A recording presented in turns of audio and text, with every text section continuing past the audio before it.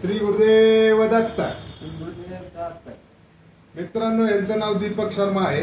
हे बिहारवरून इथं कामासाठी आलेले आहे.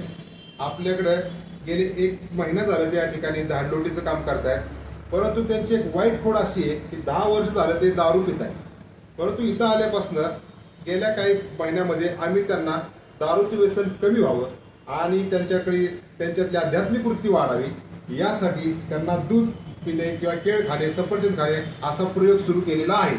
तरी त्यांच्यामध्ये हळूहळू परिवर्तन होत आहे आणि त्यांच्यामध्ये काही दिवसानंतर 100% परिवर्तन होणार आहे. त्यामुळं मित्रांनो, आता मी त्याला तुमच्यासमोर सांगत आहे की ते दारू सोडून दूध पिणार आहे.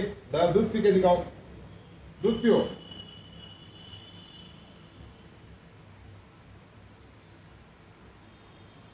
असंच मित्रांनो, जर तुमच्यामध्ये देखील कुणाला दारूचं व्यसन असेल तर किंवा तंबाखूचं असेल, गुटख्याचं असेल, कुठलंही व्यसन असेल ते शरीराला योग्य नाहीये, ते आत्ताच सोडून द्या.